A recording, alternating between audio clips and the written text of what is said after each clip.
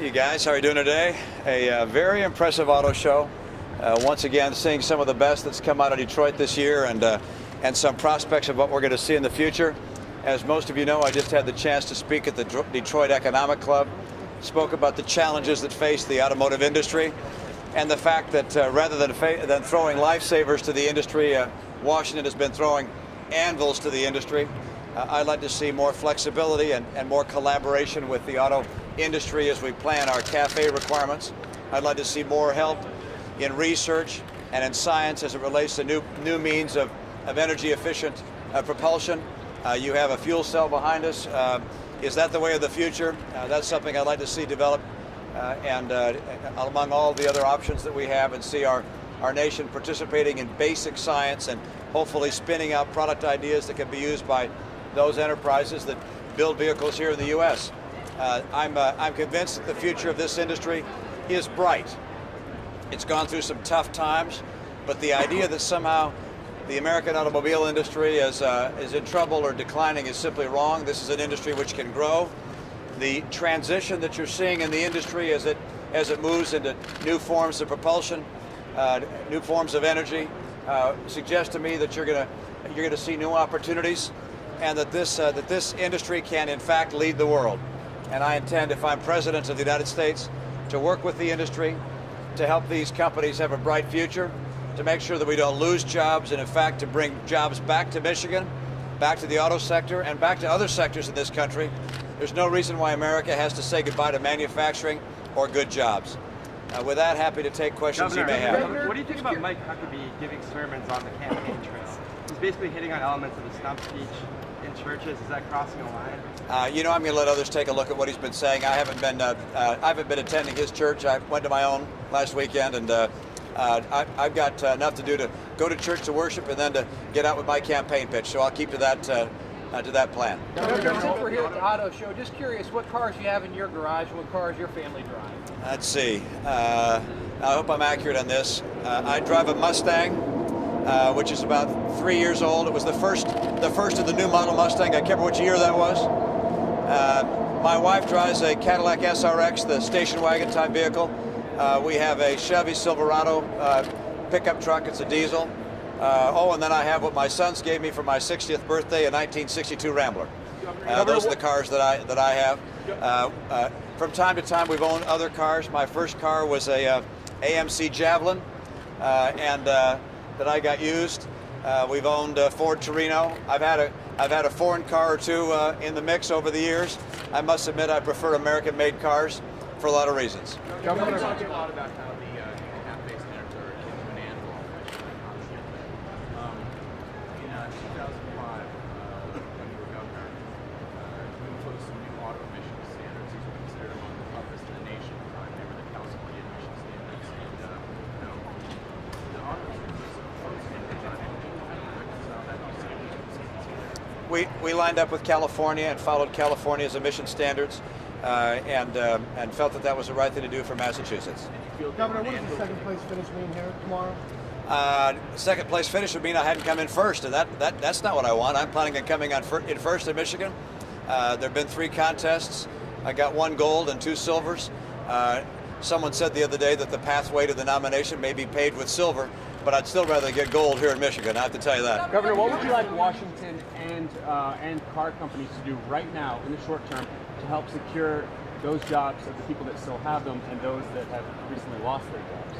Well, the first thing we can do is begin the process of increasing our investment in basic science relating to energy, materials science, fuel science, and automotive technology. And that's going to happen across the country, but a lot of it will be here, of course, because automotive research is centered in this area, and that will ultimately create new jobs, but it'll also immediately create new jobs. I'd also like to see tax programs which take embedded taxes out of our products, so that I was going to point to this one, but this is just a concept car, but so when a vehicle like that one is sold in this country and around the world, it does not have taxes in it.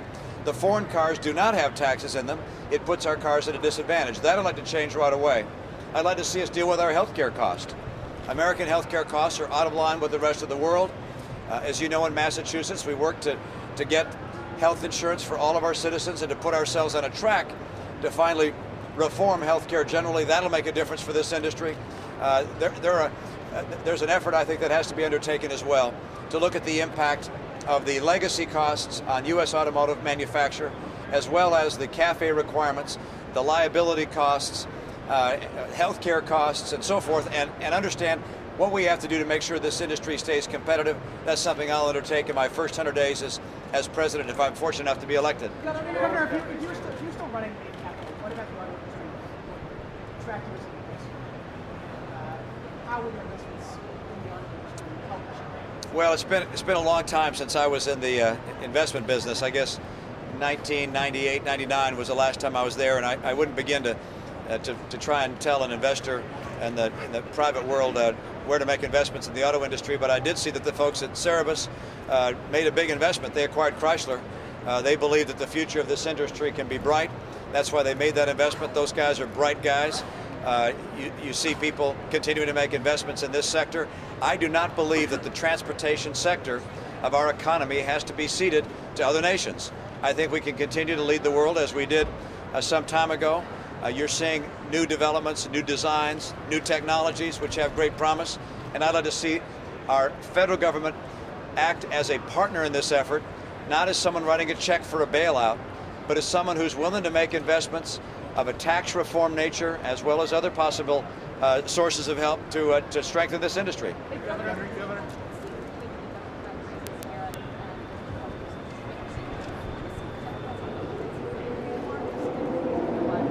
You know, for those that didn't hear the question, what are the Democrats and the Independents going to do tomorrow? I'm confident I'm going to do real well with Republicans. I'm confident I'll do just fine and hopefully real well with Independents. I don't know how Democrats will vote in a Republican primary. That's not something I'm terribly used to. I expect there will be some Democrats who will say, gosh, that Romney fella, isn't he related to George Romney? And didn't George Romney do a lot to try and help our state? Maybe I can get some of those votes. There may be others who vote a different direction, but I really can't forecast what's going to happen. Republican, Democrat, Independent, but I do believe that overall I'm going to win.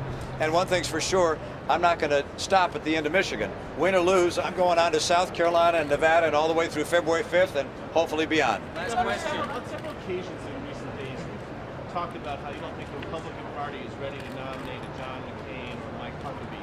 Noticeably absent from that is Rudy Giuliani. Do you see some sort of qualitative difference between the potential leadership he could offer and the leadership that they could offer? I think, honestly, the reason I've mentioned their names is that they tend to be the guys who've been in the first three contests and are actually significant in the contest here. Mayor Giuliani has not been as large a factor in these early contests, and so I haven't put him on top of mind as much. I think in the case of Mayor Giuliani, that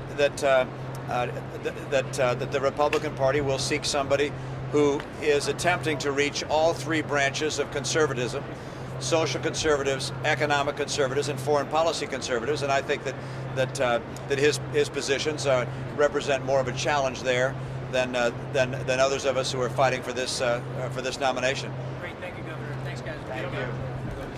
Governor, you mean challenge against the Democrats? What you want to